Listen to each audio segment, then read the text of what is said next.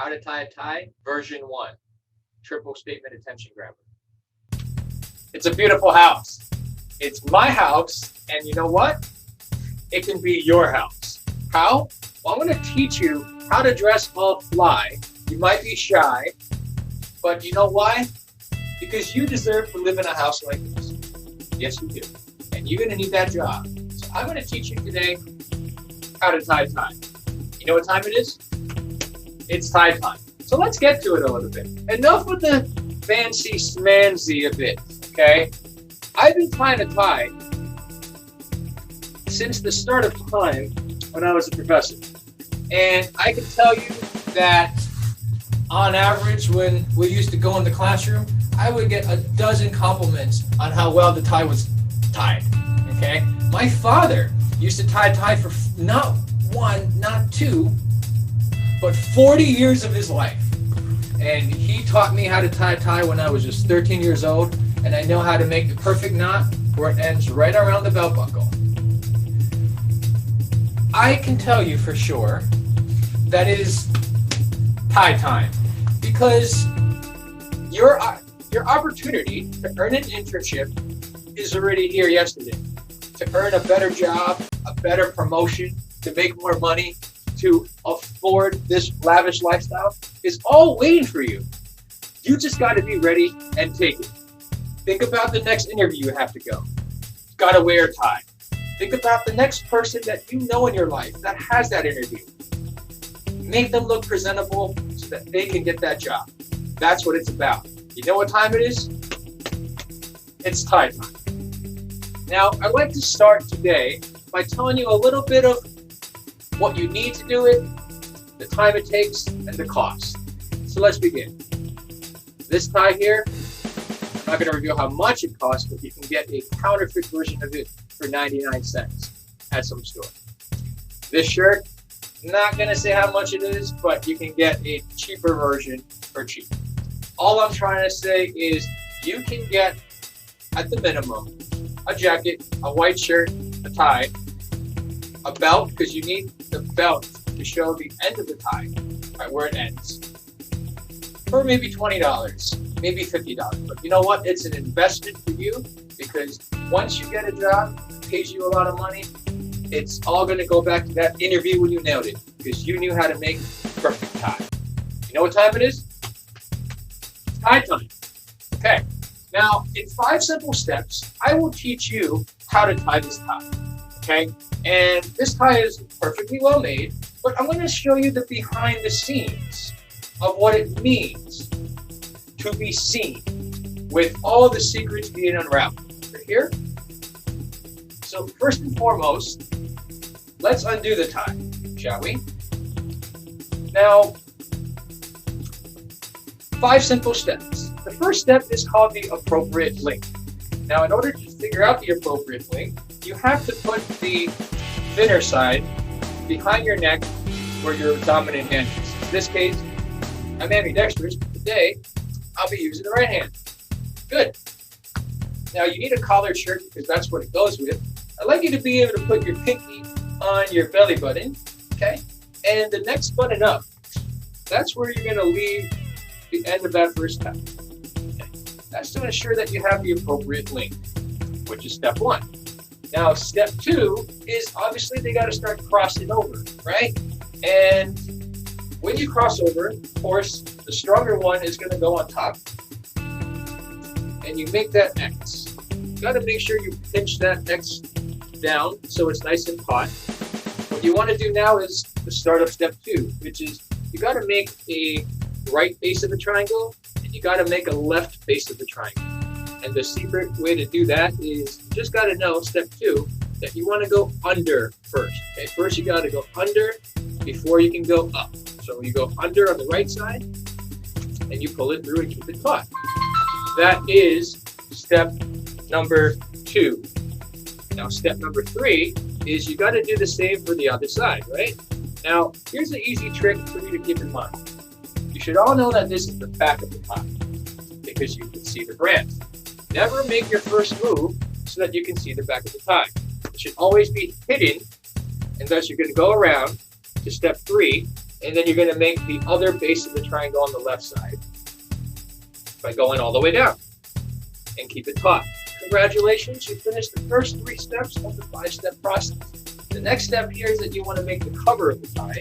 And again, if you go in this direction here, you're going to see the back of the tie first. What you want to do is you want to go back toward the same direction where you cannot see the back of the tie, right? And go around.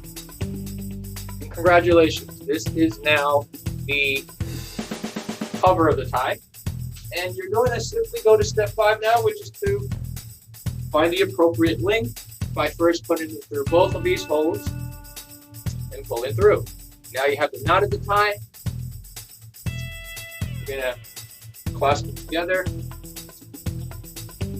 And yes, I know this tie should be with a shirt that is colored, but you'll have to excuse me. I've been going on many buffets here, just trying to get rid of my money, so I gained a little weight. But as you can see, voila, there's your tie in 5 simple steps. Step 1, you find the appropriate length. Step 2, you make sure that you get the right base of the triangle, the left base of the triangle for step 3. Step 4, you make that cover. And step 5, you pull it through both holes, you make it taut, and there you go. 5 simple steps. And you know what it is? It's tie time. So now you can look beautiful, bold, and brilliant at your job interview, so you can afford this magnificent house. You know what I see here? All your friends and family wishing you happy birthday here in this wonderful house. So without further ado, I just want to leave you with these thoughts. Do you know how to tie? Are you ready for your next interview? And are you ready to ace it? It's time. Hey everybody, so that was version 1 of my speech over here. And I just want to go over some points. The attention grabber that I used was, I said 3 statements. That's one of the new attention grabbers that I like to use. The unforgettable ending, I ended with not 1, not 2, but 3 questions this time. I did have a rhyme there that was a triplet of seen, mean, and you figure out when you watch it again. I also had the alliterations of bold and beautiful and brilliant. I had the dramatic pause, telling you where people live. And I established my credibility this time. The credibility is why you should listen to me talking about this, right? My father taught a tie for 40 years. I've been tying a tie and got massive compliments from how to do it properly. And you know what? You should all care about it because you want to be able to get that job. Okay? So, without further ado, those were the introduction steps. Also, 5 steps. Keep it to 5 steps or less. And make sure you tell us what you need, what time it's going to take, and the overall cost of it. Do a quick review. Have an unforgettable ending. Okay, everyone? So, in the next segment now, what I'm going to do is I am going to make another video with a different background, with a different outfit, just so you can see what that's all about. Now, to keep this as a one rolling stream video, to make it easy, I'm just going to turn off the cameras right now, and I'm just going to dictate to you some of the notes. Okay, so a couple of pointers for you to keep in mind. When you do your demonstration speech, as we mentioned, right, you want to pick a topic that goes within the time range that we discussed. The time range of the speech, as we said, should be about 5 to 7 minutes of the entirety. The demonstration of it should take about 3 minutes, 3.5 minimum, but you like to keep the overall time of your speech to about 7 minutes. Now, if your speech is really complex, well, perhaps you should choose one that is less complex, and you have to make sure that you keep all the visuals in mind because that is an important aspect of the presentation itself. Okay? Now, the attire should matter for the demonstration speech because you want to dress the part that lends you to have the most credibility for the presentation. Excuse me a moment. I want you to think about your demonstration speeches.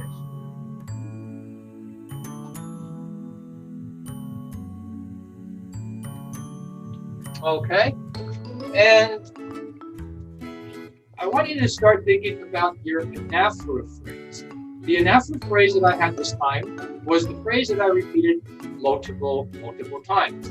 And if you remember correctly, you would know that that phrase was what? Anybody? It's tie time. Okay? That was the speech that I had given where the phrase was repeated time and time again. You're going to come up with a phrase where you're going to be repeating all the time, and that would be your anaphora phrase. Think of it like Dr. Martin Luther King's I Have a Dream speech. That's what you'll be talking about. Okay?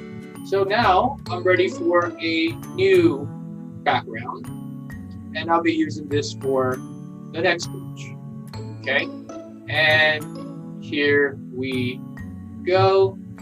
In 5, in 4, in 3, 2, and 1. Take 2 here. Attention grabbers 3 questions, and I will end with a triple statement. And here we go. Do you do your job well? Can you at least give a good impression that you are ready to work? Today, I'm going to be demonstrating to you how to tie a tie. And I'll tell you why. I'm not going to lie.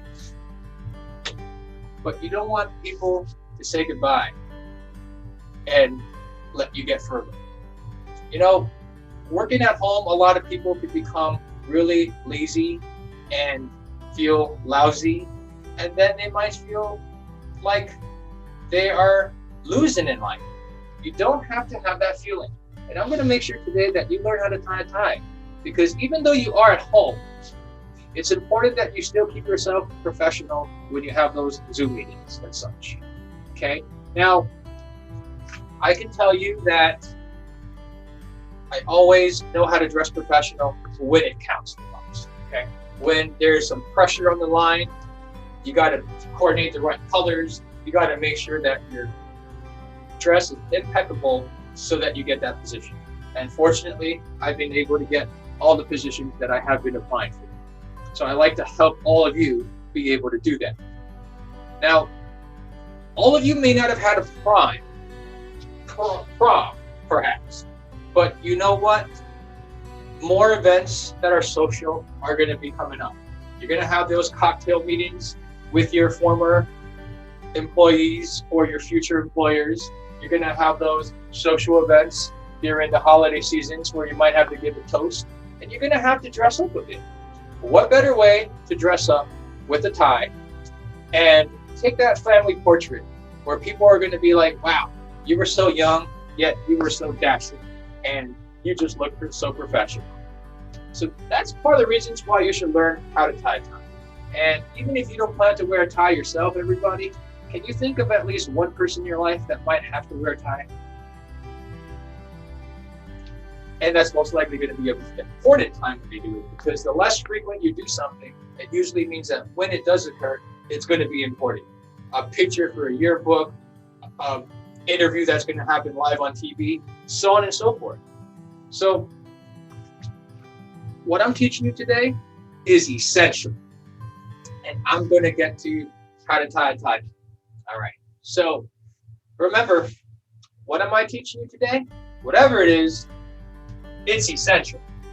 Now, there are 5 steps on how to tie a tie, okay? And what I like you to keep in mind is that if you're right-handed, you're gonna keep the shorter side on the right side, okay?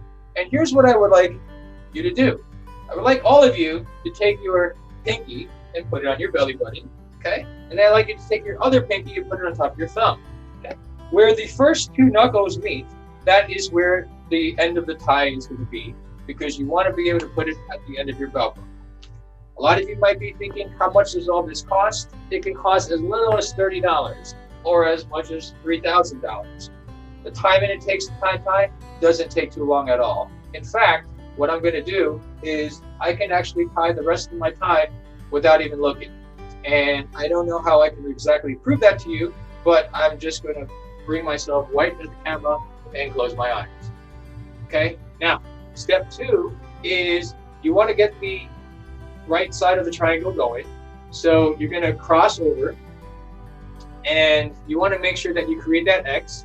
Again, this is the back of the tie because you see that there is a knot. There is the placeholder here, okay? You always want to make your move toward the back so people can't see it. So there you go. This is the right side of the tie now that you're working on. And voila, that's step 2.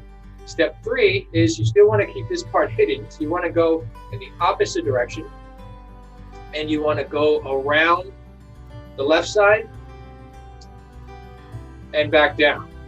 Okay, now you've created the left base of the triangle, which is step 3.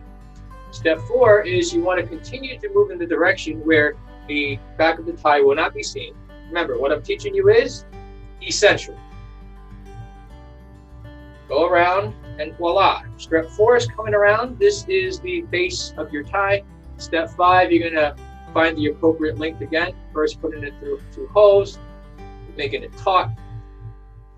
And again, I can't fully see this right now, but I do sense that it is coming together.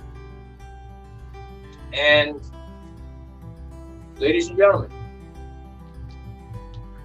is it right around the belt buckle? And guess what? It is. Congratulations. So remember, what I taught you right now is what? Essential. It's essential that you learn how to do this. In 5 simple steps, you make the appropriate length, the left and the right base of the triangle, the cover, and then you're good. So congratulations, folks. The next time you're able to work at home, you know how to look good. You know how to impress. So I'm going to leave you with this. Love your job. Be amazing at your job. Look great at your job. Okay, so that was take 2. And in take 2, Okay, so that was take 2. And in take 2, notice how I'm still doing the same speech, but I'm changing it up a little bit, right? I'm not going for the flashy millionaire type of speech this time. I'm going for more of a practical type of speech. And that's why I changed the atmosphere and I changed the demeanor of my presentation. I also made sure that I changed up my rhymes and my alliterations and my dramatic pauses, including my anaphora. I went from it's tie time or something of that nature, or it's time to tie tie. And I switched it up and I said, what I'm teaching you is, it's essential. You got to come up with a different phrase. So this is what I mean by practice and skill and not the speech. You make it fresh for yourself so that you're not getting bored with any specific type of way that you're doing something. Okay, now you've seen 2 different speeches so far already, and I just wanted to show you that there's different ways to go about doing it. All right, so without further ado, what I'd like to do is, if I wanted to, I could show you the same tie again. This was the tie that I had used previously in the not so good demonstration speech. Was this demonstration speech perfect? Absolutely not. But it's a tutorial for all of you to build upon by teaching you some of the necessary skills. Okay? So to break it down in terms of your requirements, you know about the triple rhyme, the triple alliteration, dramatic pause. And now we're adding in the element of the anaphora phrase. A phrase that you're going to repeat 4 to 5 times during your speech. That's going to become the theme of your speech. The I have a dream of Martin Luther King's I have a dream speech. The more fun you're able to make that anaphora phrase, the more interesting it's going to become for the entire presentation. Okay? Now, have fun with this and enjoy yourselves. What I'm going to do now is the following. I will do the secret unveil, and I will show you some contrasts that may be good and contrasts that may not be so good. So let's take it from where it is now.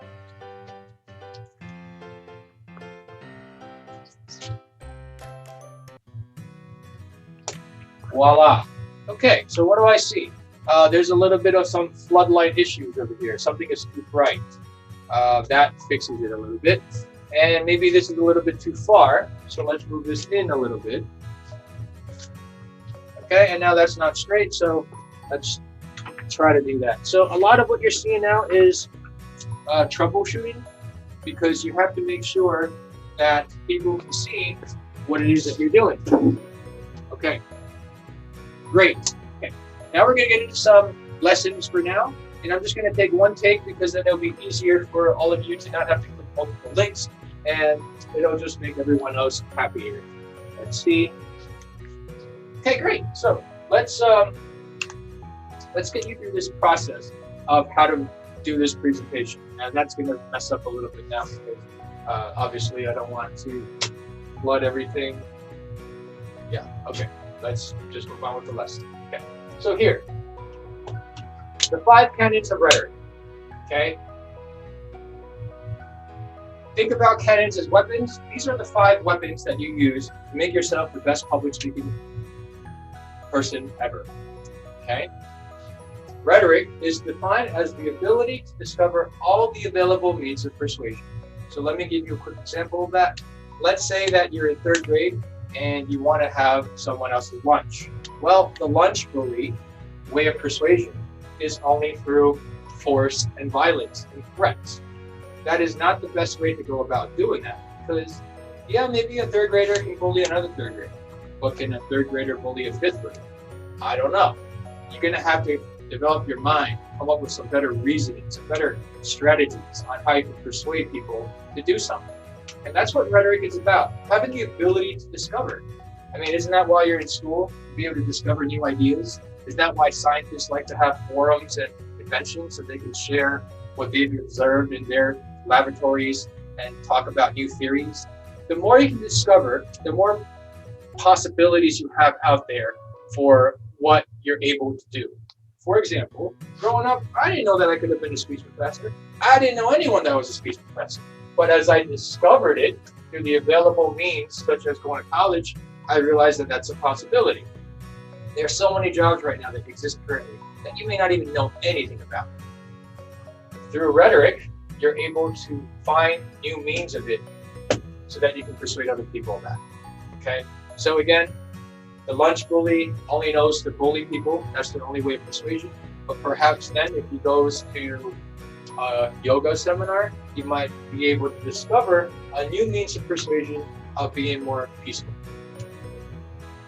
And that's how he can persuade someone to give him the lunch money. Okay. Now, Cicero, really interesting guy. He was a statesman and orator during the Roman Republic. And during the Roman Republic, there was the Roman Senate.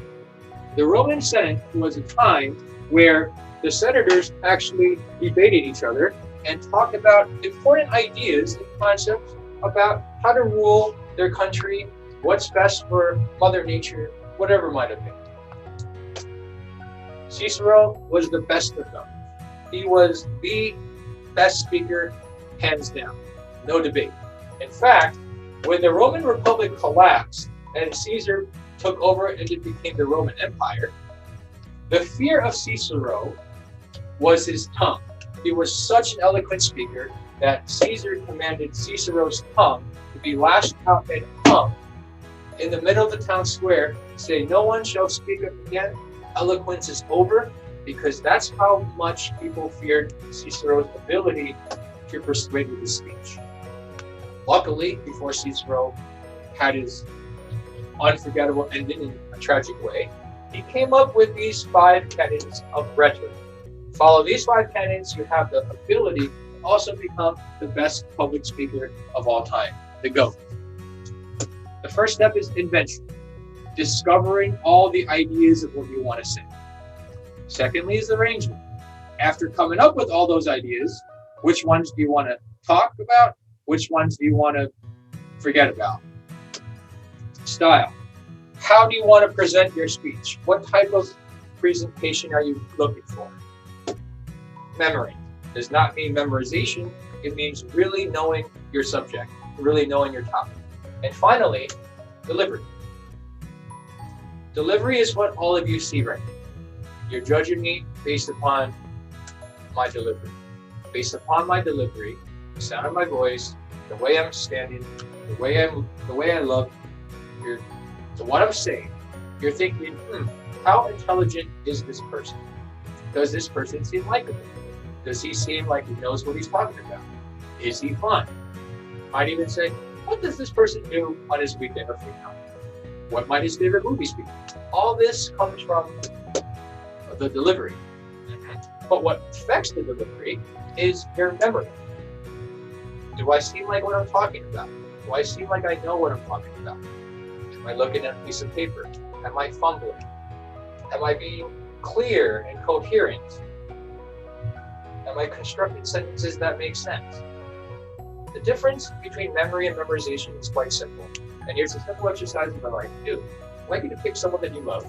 And you did a simple exercise like this, and I'd like you to come up with 3 reasons why you love them.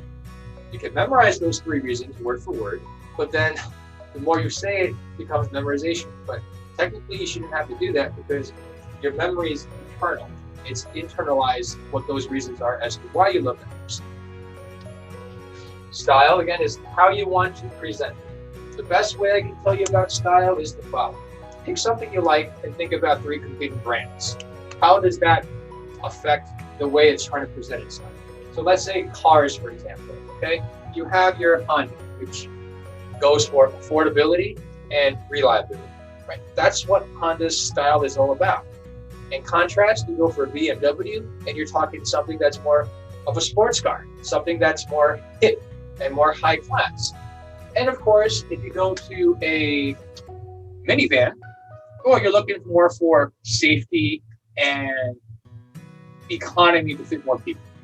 You see how that's all different? Now, they're all vehicles, but it changes in terms of the style that you're going for. Notice how I changed the style to more of a instructional look now, as opposed to a more elegant look from before, or a more lavish look. As you do your speeches and you think about what you're going to be talking about, think about the style you're going for. Your style is going to change the words that you say, how you say it, the way you dress, and the entire makeup of your presentation. Arrangement is deciding in what order you're going to say what it is you're going to say. Okay, so I made the decision that I was going to dress up in the white outfit first and then change into this more professorial outfit.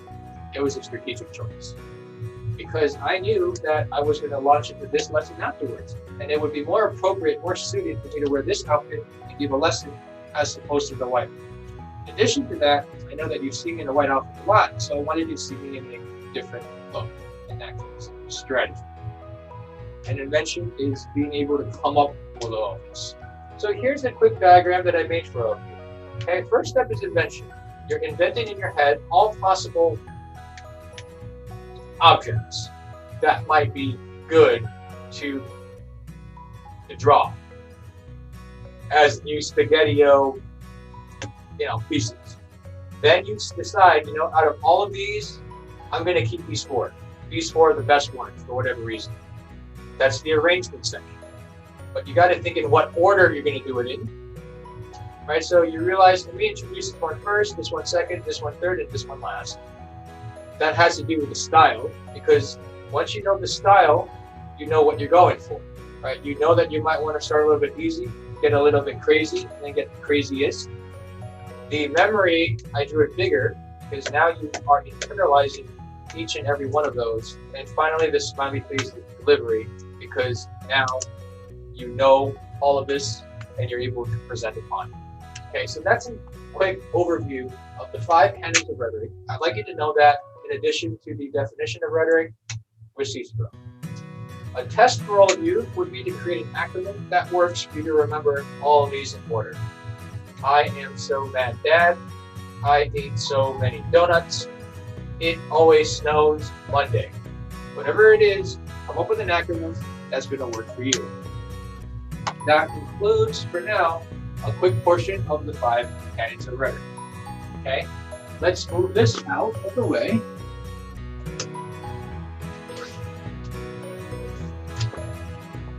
Okay, this is called troubleshooting, because how all these work. And there we go. Alrighty. So, some more stuff as you go. Now it's getting hot, so I'm going to improvise, and we're going to take it away. So, the demonstration speech, this word was demonstration before it got all nicked up. Demonstration. What's so important about a demonstration speech, you might ask? Well, people get paid. I'm actually going to fill that in because it's Who says to me right now? Okay. People get paid if they can prove under pressure that they can perform precisely in public. And I'll give you a couple examples of that right now. Athletes. We all play basketball, sure, but can you play basketball and make millions of dollars? Well, that's contingent on whether you have the ability to play under pressure when everyone's at stake looking at you and you have to do it in a large crowd pressure moment, right? You cannot do that. You're not going to be able to demonstrate something. All the bad players that never play a game are able to make shots in practice, but those who are really good are the ones that can do it live. We all might dabble in a musical instrument, but only those who can really do it can get paid the big bucks. Actors, we all think we're funny, stand-up comedians, but can you do it live in front of people? Driving is a nice one as well. Yeah, everyone can drive, right? But what about when the pressure's on, like a high-speed chase? Are you comfortable driving then? Are you comfortable driving when you know the lives of everyone depend on you when they have to get to the hospital because it's an emergency, right? That's the difference between a paid ambulance driver and someone who you might not trust to be in a vehicle with. Teachers, yeah, sure. A lot of people want to be teachers, but if you're afraid to speak in front of your class, then you can't ever prove in front of people under pressure that you can perform precisely in public, and that's why people won't get paid.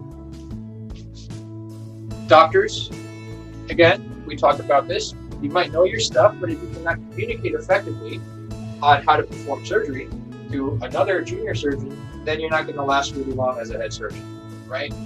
Point is, the demonstration speech allows you to demonstrate that you can perform under pressure in front of people because you are not afraid of someone pitying you, thinking you're pathetic, or you're going to let some other problem stop.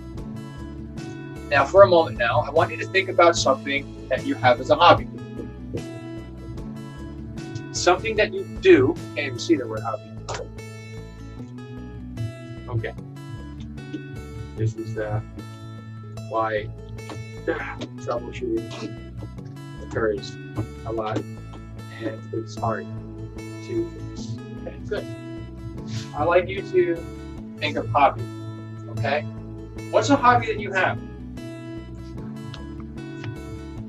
Is it good enough that it can be a skill? And if it's good enough to be a skill, then what's preventing it from being your profession? Chances are, a lot of times, one of these elements. It might be hard for you to perform under pressure because a hobby is just fun, right? If you mess up on a hobby, it's fine. You play a musical note wrong, that's okay, it's a hobby. But if you're doing it as a profession, you play the musical instrument wrong, messes up the entire band, messes up the lead singer, everything goes kaput, right? A whole lot more pressure all of a sudden. Pressure comes oftentimes when it's done in public, and people are afraid to mess up and have people have pity on them or feel pathetic. And that's really one of the entire psyches about why public speaking is a problem for people. We all know that everyone drives, but not everyone drives with the same ability. And likewise, everyone speaks. But when it's time to speak in public, and with people you don't know, you start getting afraid that people are going to judge you. And that affects your performance because you start to crumble under pressure. You forget about exactly what you wanted to say. And now, guess what? You can never be paid to do something because you're going to be the salesman or saleswoman that always messes up, and you're going to always be afraid. Okay, so the demonstration speech is really important because it's teaching you to avoid all of these alliterative P's that are bad, and to be able to do all the alliterative P's on top that are good. Now, as I always promise, because I'm not going to make another video of this, I'm just going to erase this so it becomes visually easier to see. And notice for the demonstration, I'm erasing the board now, and you cannot see me. So you got to try to work that out a bit better for yourself when you do your speech. Okay. Cool. And we talked about who already. All these people are people who can perform precisely under pressure in front of people. And that's why they get paid. Those who can't are the ones who don't get paid. Simple as that. So I want you to think of anything or anyone that you outsource. I have to make that a little bit more clear. I'd like you to think of somebody that you pay to do something for you at any time. Okay? So let's say you walk into a Chipotle, right? Anyone is Chipotle, I'm paying Chipotle, so I'm outsourcing cooking myself to that person at tomorrow afternoon. And what essentially I'm saying is, Chipotle, at this point in time, you can do cooking better than me to feed myself, so I'm going to pay you $10 to do it. That's essentially what you're saying, right? You know what? Hey, buddy, I'm going to pay you $50 to write my English paper in high school. You're thinking to yourself, well, you can do it better than me, so I'm going to pay you to do it. You know what? I will pay you $20,000 and you're going to take the SAT for me, because I believe at this point in time, paying you is going to be worth it because you can do it better. We do that all the time, right? You call a plumber, you call an electrician. We always outsource the service to someone else because we believe they can do it better than us. The problem is, when it comes to speech, we usually don't do that, do we? How often have you paid your friend, or anyone has paid their friend to speak upon their behalf? Well, if it's not for a lawyer and it's not for a translator, then usually you have to speak on your own. And that's why speech is so critical for you to be able to start getting the grasp of, because it's going to be your long journey to solitude, and your ability to take that solitude and connect with as many people as potentially possible through your words. Okay, so please keep that in mind. You can pay anyone else to do almost anything, but when it comes to speech, you are on your own. That's why it's really important to develop and harness this skill. Okay, so again, I want to tell you, anyone can drive, yeah, anyone can be a friend and be loyal, just like anyone can talk. But it's when the pressure comes, when temptation comes, can you still be loyal? When it's hard to be a friend, can a friend still be there? The demonstration speech, essentially, everyone, separates those who talk and those who can walk, right? Those who fake it and those who can actually think. The demonstration speech is your introduction to professional level of what it is you're going through. Can you do it? Okay? An example that I like to give about that is the one here where I'm talking about stakes.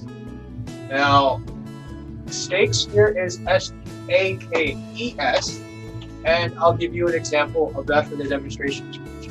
I had a student once who wanted to demonstrate and was so adamant about wanting to demonstrate how to putt golf in class. And I said, fine, go for it. That's perfectly cool. But you know what happened? Ooh, this is terrible. I want to reestablish this a lot better here. What happened was, it's better. Well, that fell down, but it's better. It's a little flooded-ish. Anyway, what happened was, in high school, nobody showed up to their golf tournaments. And so it was really easy for them to make all those putts. But what happened was, when it was a demonstration speech in class, there were 25 people looking at them, and then you got all nervous and you could never make a putt. Make sure whatever it is you're doing, you can do knowing that it's a demonstration speech where you're all going to be evaluated. Okay, so that's a different type of stake that I'm referring to for all of you over here. The stakes only get higher and harder as you move forward. So here I drew a diagram that is being flooded by light right now, so I got to fix that up. But here, this is a house, and over here, I have a little hut. I wrote a bunch of numbers down over here, okay? If I want to hire you to patch up a little crack in a tile in my house, I might pay you $15. If I wanted you to patch up a wall, I might give you $150. For $1,500, I might ask you to replace my cabinets in my kitchen. For $15,000, you're going to be renovating the entire kitchen. And for $150,000, you're essentially renovating my entire house. Point is this: if you cannot handle the pressure of a $15 job, how can you handle the pressure of a $150 job, let alone eventually $150,000 job? This is what I'm talking about trying to take it more seriously. I wrote a bunch of pages over here. You can't see it because it's being flooded and it's bothering me. So I'm going to try to fix that over here and fix it. Good, there you go. Here it is. First, you know how to build a hut. Then you can build a house. You know how to build a house, you can build a hotel. Once you can build a hotel, congratulations. People are going to trust you with the high rises. So you got to be thinking to yourself, how far, how high do you want to be able to go? Start with the hut, this demonstration speech.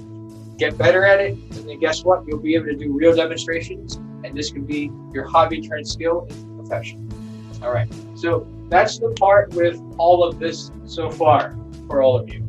I have one more side of the board I want to show you, and then I actually have even more. But these lights are truly agitated me, so if you will just listen to me as I prepare this, it might be a bit easier. So here we go. And okay.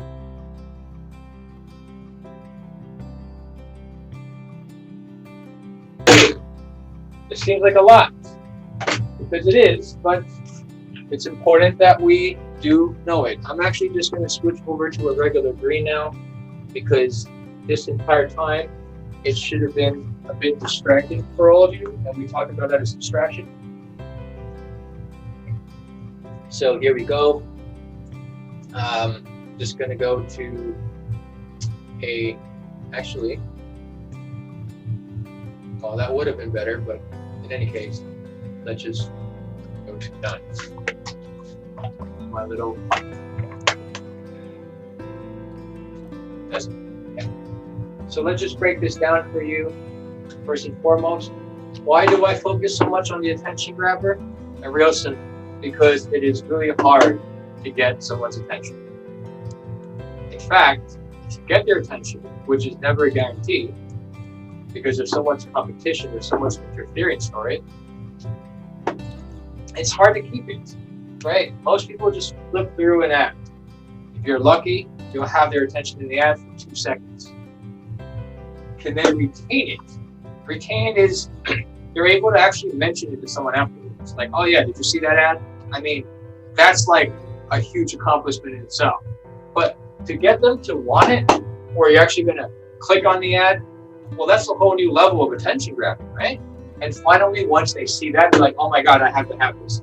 That's the process that you like to have in terms of your speeches. First and foremost, people are afraid to speak because they're afraid that no one's going to listen to them or they're going to tune them out. But why does that happen? They're not good at speaking. You probably tuned me out already because I've been having so many different interferences that you just kind of gave up on me, right? But get your attention, keep your attention, make you remember it, and finally make you want to hear it again. Your job as a demonstration speaker, just like any time you speak, is to speak well enough that people say, hey, I like your message, I like what you're saying, I may not always agree with it, but you've got something here, so I want to listen to the next thing. I want to hear your next song. I want your next album to come out. That's what's important over here.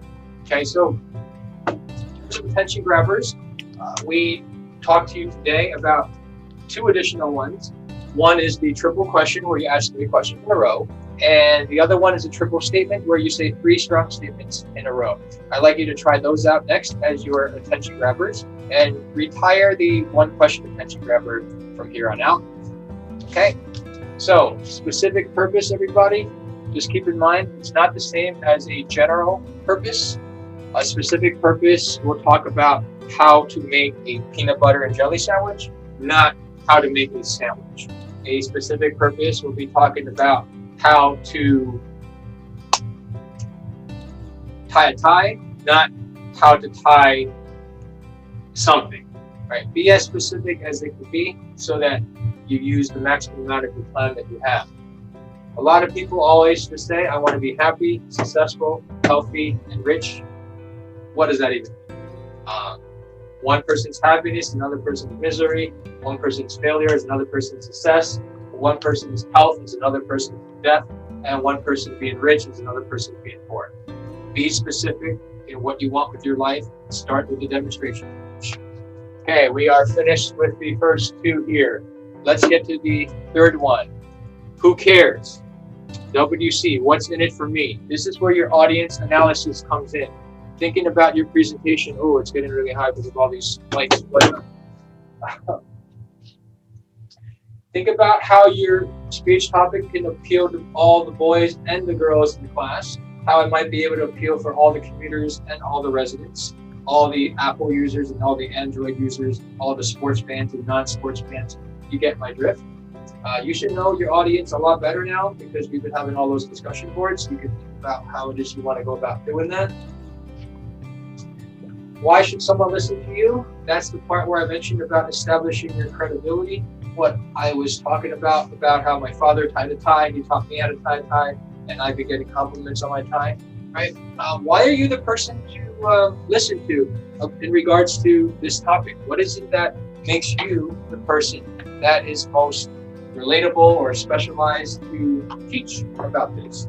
So I would say the following, first and foremost. Do not pick a demonstration speech based upon what you always necessarily know. Pick a topic that you might not know but you care about. It all starts with enthusiasm, everybody. Okay? Let's pick a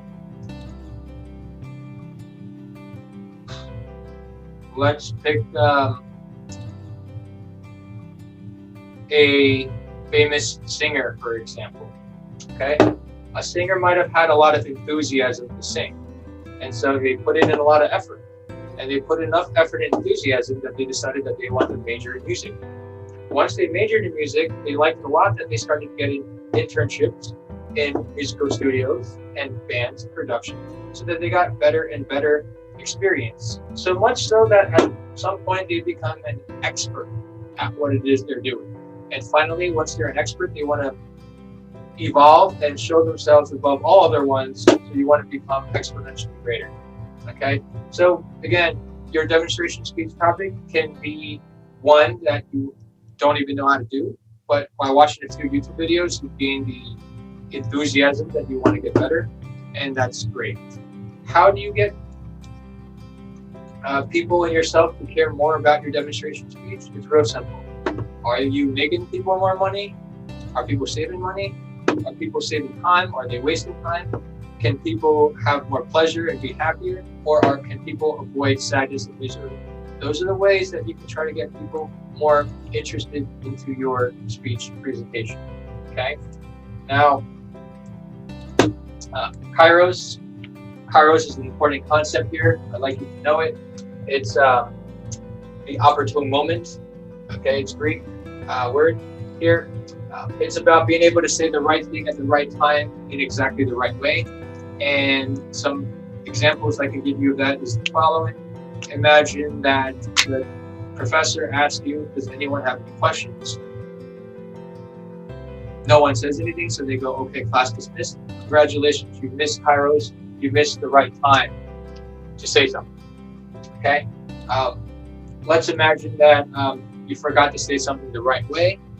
That could be where maybe someone interpreted that you were yelling at them and being rude, but in actuality, you're just raising your voice because you wanted to make sure that you got their attention. Saying it the wrong way.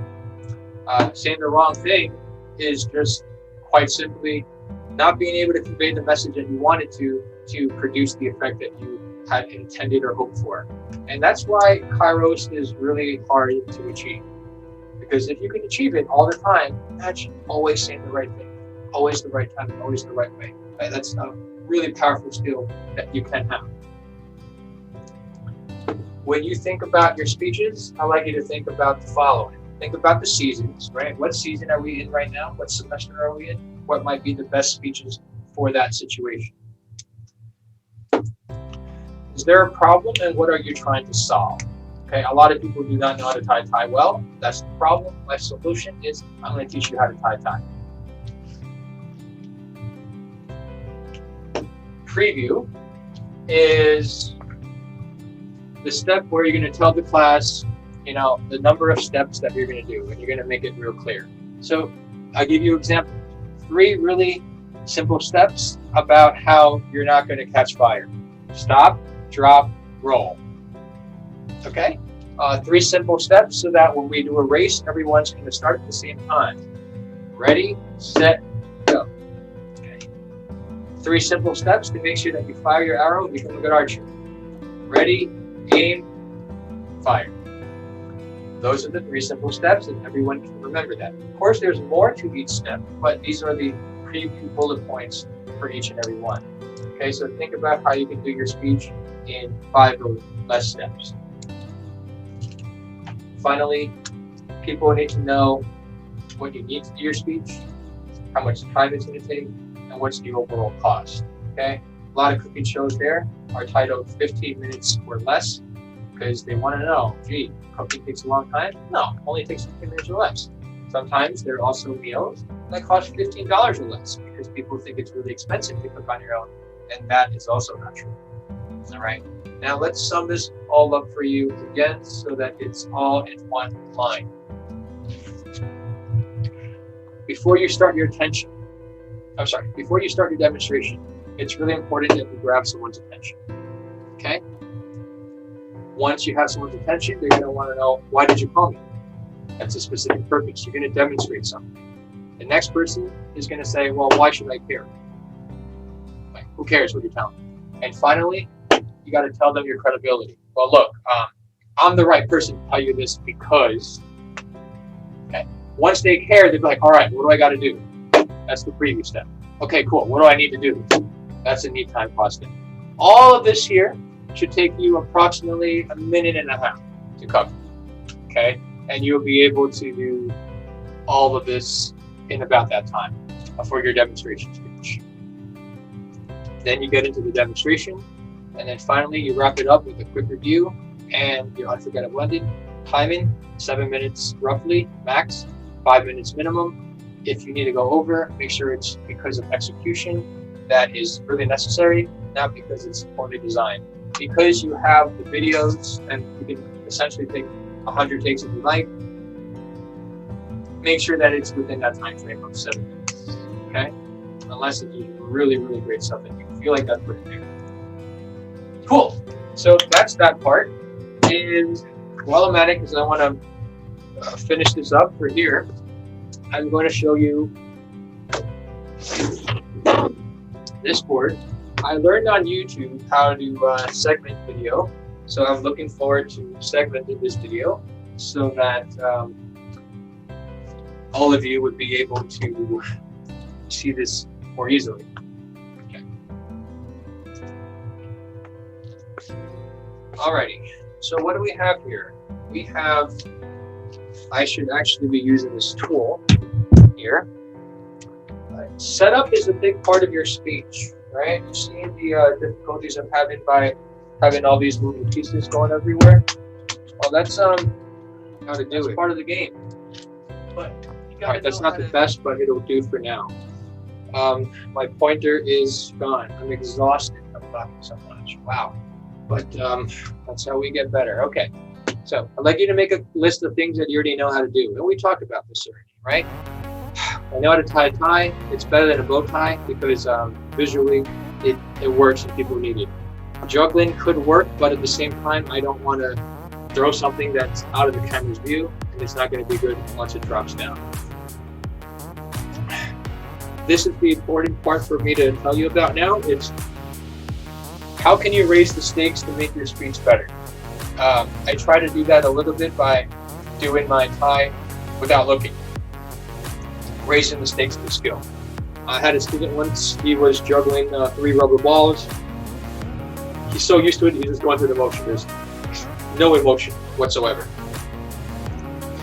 I challenged him to take out his iPhone, remove the case, juggle 2 balls with my phone, started panicking. Suddenly, every time he's speaking, it's like he's in the moment, he's fully living. Okay, find a way in which you can get yourself really excited and challenge yourself. Guitar, yeah, I was gonna play guitar, but you know what? If you see this finger here, I have a really bad cut, so I'm not gonna play. Plus, it's really hard for me to show you the guitar strings here. It's really, really thin and difficult, so not the best pitch. Swimming, no can do. Don't have a pool. You have to be able to prove what it is you're actually doing. So if I'm going to show you how to do a butterfly stroke, if I can't show you, then I can't do it as a demonstration speech. You have to prove that you actually can do what it is you're saying. And failure to do so, of course, is an unsuccessful demonstration.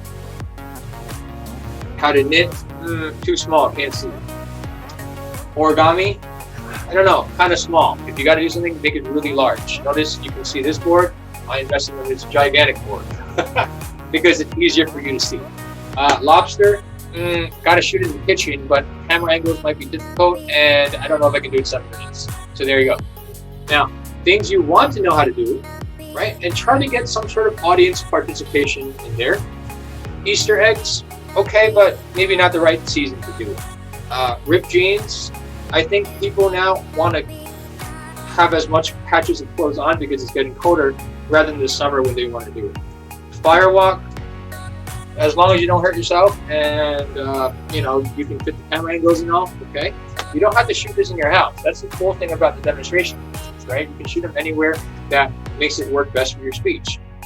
Drumming might be good as long as people can hear you, right? And they can see you. It's perfect. Now, troubleshooting is over here, and you notice all the troubleshooting issues that I had, right? I had a lot of moving parts in this speech presentation here. The lighting was perfect. I moved the board, it wasn't perfect anymore. There were issues as well. There's only a limited space I have here to work, so I'm kind of walking all over the place. How do I get these parts to work the best? This should be up here and a lot easier for all of you to see. So all this is troubleshooting. A lot of the work is pre-preparation to make sure that your demonstration actually goes successfully. Your speech topic does not have to be so unique in itself. You just have to make sure that the way you present it is unique. Okay? Anything you want to learn on YouTube has already been done, most likely. And it's already been done by a lot of people. What makes one YouTuber more successful than another is the uniqueness that comes through with it. So think about how you can make something more unique than your peers if you end up choosing a topic that might be more generic. But run the topic through me first. Okay. So now we just have a list of all this stuff that's going to help you pick your topic better by having a lot of notes. Okay, number 1, try to not make this a one-directional speech where you're just talking the entire time. I know we're not all synchronously reading at once, but try to at least have some audience participation, some pauses of sorts. I try to ask you some questions about the tie a little bit, just as if it was live in person. You can participate with it. If there's a part where you would like people to get up, create some space to try some exercise or whatnot, that's a good idea. This speech is not hypothetical. In other words, you need to actually show and use everything that you'll be referring to. You can't say, I'm going to build a table. All right, this is what you need, and not actually have what you need. You actually have to show us how you're building the table. It's not a talent show. You don't have to just show off. That's not the purpose. The purpose is perhaps to show off enough that you grab our attention, and then you're going to teach us the skills on how to duplicate what it is that you're doing. So that was not a tie talent contest. It was more of, I might be able to treat you with how I tie my tie, but let me teach you some of the steps now for how you can go about doing it. By the way, I always say this, my sample speech is not an A. One major reason why it's not an A is because I didn't really feel like I was throwing myself into it like a full challenge. It's hard for me to do that. I'm trying to give tutorials that gives you a good basic foundation on how to do it, but because these are your one-shot chances of demonstration speech, you go for that A. Okay, but I'm telling you that mine was not an A. Mine was just samples that were acceptable for you to build upon. Make your speech not so informational. Okay, it's better to show us how to play Connect Four or tic-tac-toe than it is to show us how to play chess. Chess requires way too much information, and we want to have more demonstration. Anything that keeps the focus off you. A lot of you want to show us like how to do something on the screen with an app. Avoid that. The screen on the app takes the screen away from you. We don't want that. And to know how to do an app, you're going to need to know a lot of background information. Stick to what we can do with being able to look at you and learn from you. Okay? All right, the words to avoid. Like this, like that, over here, over there, like so. Those words don't do anything for you. Here, I just want you to really try this with me right now. Close your eyes, okay? I'd like you to take your hand and go like this. Then I want you to take your hand and go like that. Okay, so if you do close your eyes, what you're going to be noticing first is which hand is he talking about. What does it mean to go like this? What does it mean to go like that? And move like so. I want you to avoid all of those words because for purposes of demonstration, those are all filler words. You have to be able to verbally reinforce what you're doing physically. That's what makes a better teacher compared to an average or not a good teacher at all. Right? You're paying for baseball lessons. You don't want people to say, all right, hold the bat like this and then swing it like that. No, you want a lot more precision. Because likewise, if you're performing surgery, you do not want to have a surgeon tell another surgeon, all right, hold your scalpel like this and go like that. And then you go like so. You want them to be more precise, right? Hold the scalpel at a 45-degree angle between your second and third finger, or it's resting on the knuckle and the fingerprint of the other one. And that's not even that clear. On the knuckle of the middle finger and on the fingerprint of your index finger. Great, 45-degree angle. Now, with as much pressure as you would use to insert a needle into a blood vessel to draw blood, okay? I want you to go down for about 3 seconds, and then you're going to gently, in a counterclockwise motion, the size of a dime, do an incision. That's a lot better in terms of telling people how to do surgery than just like this, like that, like so over here. And that's really the difference between a surgeon who can make a lot of money and have a great reputation and career as opposed to one that's just a hack job. Okay? Avoid things that keep your eyes away from it, right? Showing you how to do this, right? Avoid things that are going to have your body block something. All right, everything is being blocked right now. You can't really see me through all this. You want to try to avoid all of those things. Lengthy speeches, right? Try to keep it to, again, I mentioned 5 to 7 minutes. And over here is pre-preparation. I know this video is running long. I wanted to do all in one take because it's tiring to start and stop, obviously. But can you imagine how much longer this video would have taken if I did not do all the pre-preparation of writing everything out already? I've done my best to cut down everything I could so that the presentation could be as nut and bolts as possible for you, okay? I wrote this word down here. You won't be able to read it, but I'll just tell you about it. And that is karaoke. Imagine that we are having a sing-off, everybody. And the top 25 students in the class will win a $300 Amazon gift card. Well, we don't know the expertise level of the speakers in this class. And the top 25 is not impossible because, I mean, that's almost like 50% of the class, almost, right? So, what's going to determine whether you have the best chance of winning or not? I would say the answer would be the song that you choose. If you choose a song that you really like and enjoy, then you have a good chance of singing it well. If you have a song that's in a foreign language that you don't know, or a song you never heard about, you don't know the melody, well, you're not going to help your chances of winning that contest, are you? It's the same thing here with the demonstration, ladies and gentlemen.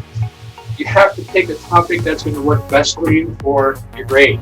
You didn't get a chance to necessarily choose your partners, but you have a chance to choose your grade all within your speeches, your demonstration speeches, all within a specific parameter of the ones I just mentioned to all of you in regards to time, visuals, and so on and so forth. Okay. Now I had one little board left for all of you, and with that, we are going to conclude.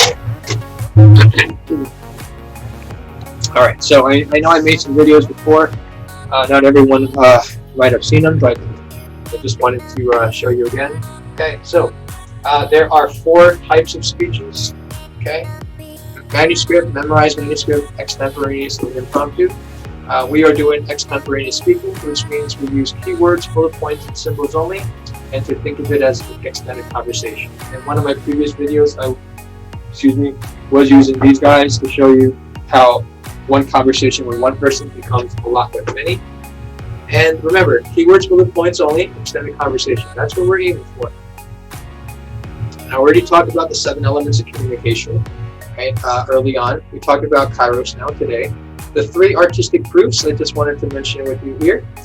Okay, so again, you might have heard of some of this from philosophy class or English, but ethos is your credibility.